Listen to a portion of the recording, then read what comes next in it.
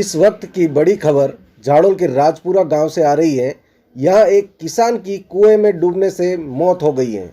जी हां, दरअसल शनिवार शाम को झाड़ोल क्षेत्र में जब 1 घंटा तेज बरसात हुई, उसी दौरान किसान अपने खेत पर काम कर रहा था।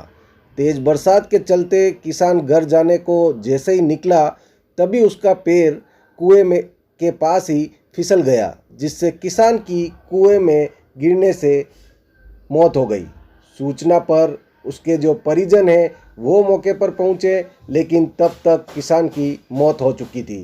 परिजनों ने ही शव को कुएं से बाहर निकलवाकर झाड़ोल थाना पुलिस को इसकी सूचना दी। सूचना पर झाड़ोल थाना पुलिस ने मौके पर पहुंचकर शव को झाड़ोल के सामुदायिक स्वास्थ्य केंद्र की मोर्चरी में रखवाया है। वहीं पुलिस पूरे मामले का अनुसंधान कर रही है। काले झाड़ोल में तेज़ बारिश हुई तो पिताजी खेत पर काम कर रहे थे।